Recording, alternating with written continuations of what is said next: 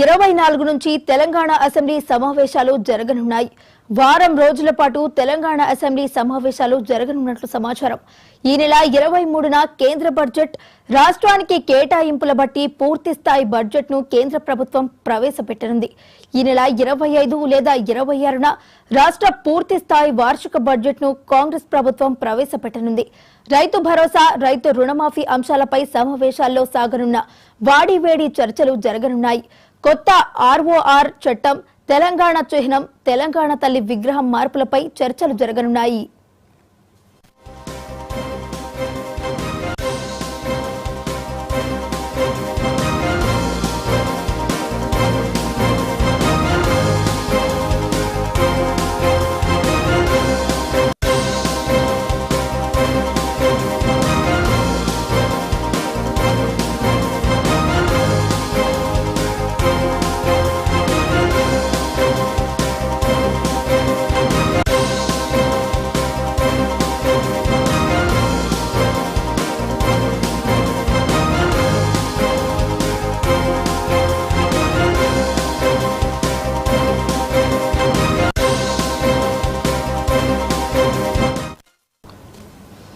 ఈ నెల 24 నుంచి తెలంగాణ అసెంబ్లీ సమావేశాలు జరగనున్నాయి.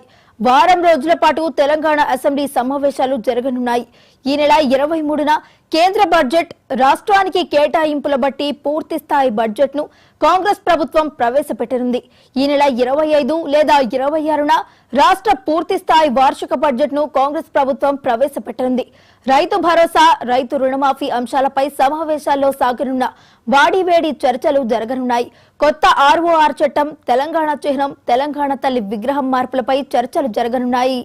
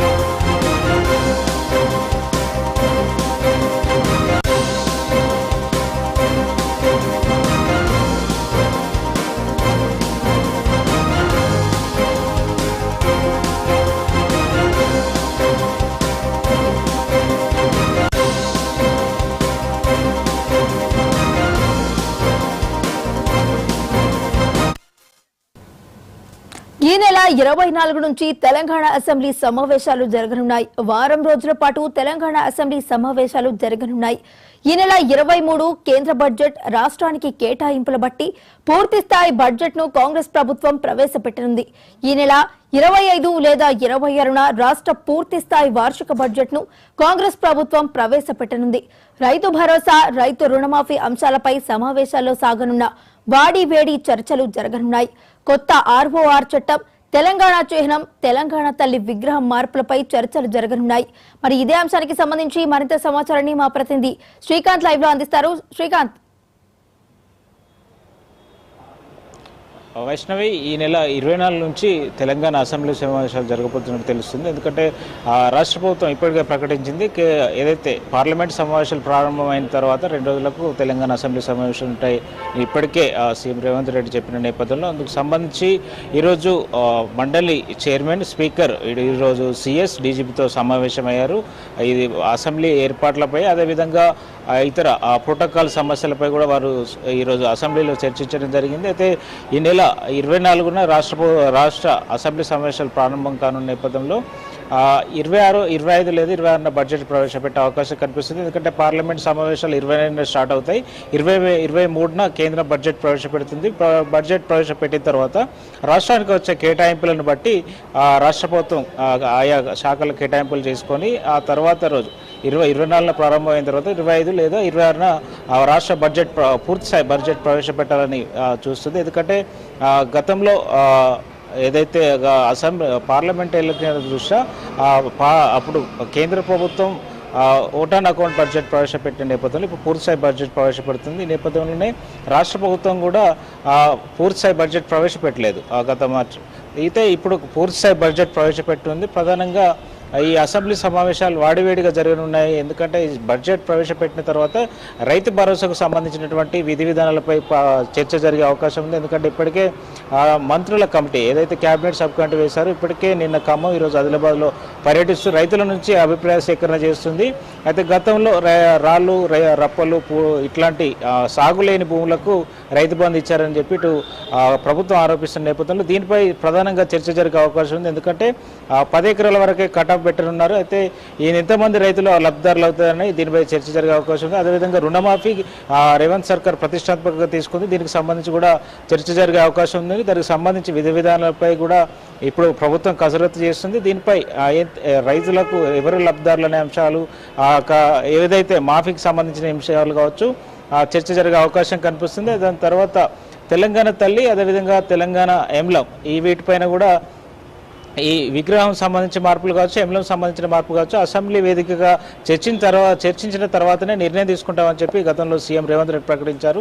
ఈ నేపథ్యంలో సుదీర్ఘంగా దీనిపై చర్చ జరిగే అవకాశం కనిపిస్తుంది. ముఖ్యంగా ఇటీవల నెలకొన్న రాష్ట్రంలో ఇష్యూస్ కావచ్చు, అదేవిధంగా నిరుద్యోగుల ధర్నాలు కావచ్చు, అదేవిధంగా ఏదైతే లాండర్ ఇష్యూస్ వస్తున్నాయో వీటి అన్నిటిపైన ప్రభుత్వం కాంగ్రెస్ పార్టీ 6 గ్యారెంటీలు ఏదైతే అమలు అని చెప్తుందో దీనిపై కూడా ఇటు ప్రతిపక్షాలు అసెంబ్లీ వేదికగా ప్రభుత్వాన్ని ప్రశ్నించే అవకాశం కూడా కనిపిస్తుంది. అయితే ఈ అసెంబ్లీ సమావేశాల్లో ప్రధానంగా బడ్జెట్లో కేటాయింపులతో పాటు ఈ కొత్త కొన్ని బిల్లులు కూడా ప్రవేశపెట్టాలని చూస్తుంది. కొత్త ROR చట్టాన్ని తేవాలని ప్రభుత్వం ప్రయత్నం చేస్తుంది. ఎందుకంటే గతంలో 2020లో తీసుకొచ్చినటువంటి ROR చట్టం తప్పుల తరగగా ఉంది, చాలా ఇబ్బందులు ఎదుర్కోవాల్సి వస్తుందని ప్రభుత్వం భావిస్తుంది. ఈ నేపథ్యంలోనే కొత్త ROR చట్టం ఎందుకంటే ధరణి పోర్టల్ను భూమాత పోర్టల్గా కూడా మార్చాలని చెప్పి ఇటు ప్రభుత్వం భావిస్తుంది. ఎందుకంటే ఆ ధరణి వల్ల చాలామంది ఇబ్బందులు ఎదుర్కొన్నారని చెప్పి ఇటు ప్రభుత్వం చెప్తుంది. ధరణిలో 33 మాడ్యూల్స్ పెట్టాల్సిన అవసరం లేదని కూడా చెప్పింది. చాలా సవరణలు చేసినప్పటికీ ఇంకా ఆ రెవెన్యూ సంబంధించినటువంటి ఇబ్బందులు తలెత్తుతున్నాయి. ఈ నేపథ్యంలోనే ఒకే గొడుగు కిందకి రెవెన్యూ చట్టాలు అన్నది తీసుకురావాలని చెప్పి ఒక కొత్త చట్టాన్ని రావాలని చెప్పి అయితే ప్రభుత్వం అయితే భావిస్తుంది. అయితే ఈ అసెంబ్లీ సమావేశాల్లో మరికొన్ని కీలక బిల్లులు ప్రవేశపెట్టాలని చెప్పి ఇటు ప్రభుత్వం అయితే భావిస్తుంది. ఈ నేపథ్యంలోనే ఇటు ప్రతిపక్షం కావచ్చు, అదేవిధంగా ఇటు అధికార పక్షం కావచ్చు అసెంబ్లీ సమావేశాలకు అయితే రెడీ అవుతుందని చెప్పొచ్చు. ముఖ్యంగా అధికార పార్టీ ఈ సమావేశాల్లో తెలంగాణలో బడ్జెట్ ప్రవేశపెట్టి గత 6 నెలలుగా 7 నెలలుగా కొనసాగుతున్నటువంటి సంక్షేమాన్ని వివరించనున్నది. అదేవిధంగా ఇటు ప్రతిపక్షాలు కూడా ఇటీవల నెలకొన్న పరిస్థితులు కూడా అసెంబ్లీ వేదికగా చేసుకొని ప్రశ్నించనున్నాయి.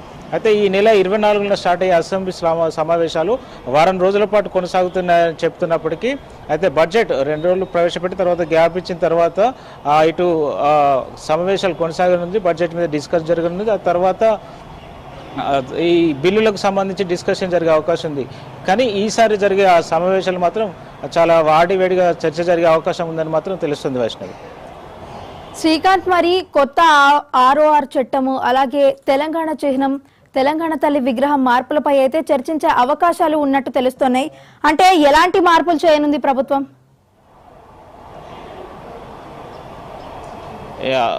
ROR చట్టం ద్వారా అంటే గతంలో 2020లో కొత్త ROR చట్టం తీసుకొచ్చింది అప్పుడు కేసీఆర్ సర్కార్. అయితే దానివల్ల ఇబ్బందులు ఎదురవుతున్నాయని చెప్పి ఇటు నిషేధిత జాబులో భూములు కావచ్చు, ఇటీవల ప్రభుత్వం ఫీల్డ్కి వెళ్ళినప్పుడు చాలా సమస్యలు ఎదురైన పరిస్థితి కనిపించింది. ఇది సాదా బైనామాలు ఉన్నాయి, దాని ప్రక్రియ పూర్తి కాలేదు, ఇట్లాంటి చాలా రెవెన్యూ ఇష్యూస్ చాలా ఎదుర్కోవాల్సి వస్తుంది. ఆ చట్టం లోపభూయిష్టంగా ఉన్నదని చెప్పి ఇటు ఎవరైతే ధరణి కమిటీకి సంబంధించిన ప్రభుత్వం నియమించిందో ఆ ధరణి సమస్యలు పరిష్కరిస్తున్నప్పుడు ధరణి సమస్యలు ఎంక్వైరీ చేస్తున్న సమయంలో ఇవన్నీ గుర్తించినట్టుగా తెలుస్తుంది. దానికి సంబంధించి కొత్త చట్టం రూపొందిస్తేనే బాగుంటుంది. పాత చట్టం అసలు పని సరిగా లేదని చెప్పి ఇటు రెవెన్యూ సంబంధించిన నిపుణులు కావచ్చు, ఇటు ధరణి కమిటీ సభ్యులు కావచ్చు, వీరందరూ ఒక అభిప్రాయానికి వచ్చినట్టు తెలిసింది.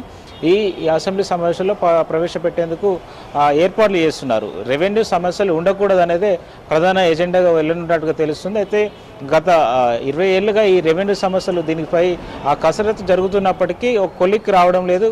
ఇటు గతంలో పోర్టల్ తీసుకొచ్చినప్పటికీ ధరణి పోర్టల్ తీసుకొచ్చినప్పుడు పోర్టల్ ద్వారా కొంత కౌలు రైతు కాలం తీసేయడం కావచ్చు, కొన్ని నిషేధిత జాబితా ఉన్నటువంటి భూములు ఈ పట్టాలుగా మారడం వంటివి, దీన్ని మిస్యూజ్ చేసినటువంటి పరిస్థితులు.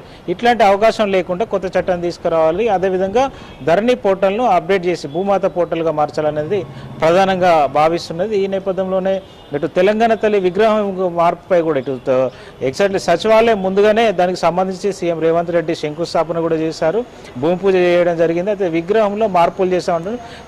తెలంగాణ సాధారణ మహిళ ఎలా ఉంటారో అదే మార్పులు చేసి ఒక సాధారణ మహిళ రూపంలో తెలంగాణ తల్లి విగ్రహం ఉండబోతుందని చెప్పి సీఎం రేవంత్ రెడ్డి ఇంతకుముందు ప్రకటించారు. అయితే దానికి సంబంధించినటువంటి డిజైన్ అసెంబ్లీలో ప్రవేశపెట్టి దీనిపై చర్చ జరిగే అవకాశం కనిపిస్తుంది. అయితే ఇది సెన్సిటివ్ ఇష్యూ అయిన నేపథ్యంలో దీనిపై చర్చ జరిగే అవకాశం కనిపిస్తుంది. ముఖ్యంగా తెలంగాణ ఎంబ్లంకు సంబంధించి అందులో రాచరికపు ఆనవాళ్లు ఉండకూడదని చెప్పి సీఎం గతంలో చెప్పిన నేపథ్యం, చార్మినార్ను ఇటు కాకతీయ కళాతోరణం రాచరిక ఆనవాళ్ళుగా ఇప్పటికే ఆయన చెప్పిన నేపథ్యంలో వీటిపై ప్రధానంగా చర్చ జరిగే అవకాశం కనిపిస్తుంది. ఎందుకంటే ఇటు వరంగల్ నుంచి కావచ్చు, ఇటు హైదరాబాద్ నుంచి కావచ్చు, చాలా మంది నుంచి నిరసన వ్యక్తమైంది. అటు ప్రతిపక్షాలు కూడా కాకతీయ కళాతోరణాన్ని తీయొద్దని చెప్పి, ఇటు హైదరాబాద్ ఐకానైనటువంటి చార్మినార్ తొలగించొద్దని చెప్పి నిరసన చేసిన పరిస్థితి అయితే కనిపించింది. అయితే అమరవీరుల త్యాగంతో తెలంగాణ రాష్ట్రం సిద్ధించింది కాబట్టి ఆ అమరవీరుల స్తూపం పొందుపరిచి కొన్ని మార్పులు చేర్పులు చేయాలని చెప్పి ప్రభుత్వం అయితే భావిస్తుంది. దీనిపై ప్రధానంగా చర్చ జరిగే అవకాశం కనిపిస్తుంది. చాలా ఇష్యూస్, ఈ ఆర్ఓఆర్ చట్టం కావచ్చు, తెలంగాణ తల్లి విగ్రహం కావచ్చు, అదేవిధంగా ఎంబ్లమ్ కావచ్చు, వీటితో పాటుగా ఇటీవల నెలకొన్న చాలా అంశాల మీద ప్రధానంగా చర్చ జరిగే అవకాశం ఉంది. కొన్ని కీలక బిల్లులు ప్రవేశపెట్టే నేపథ్యంలో ఆ బిల్లులపై కూడా సుదీర్ఘంగా ఇటు ప్రభుత్వం నుంచి ప్రతిపక్షాల మధ్య మంచి వాడివేడి చర్చ జరిగే అవకాశం మాత్రం కనిపిస్తుంది. Vaishnav. Right, thank you Srikanth.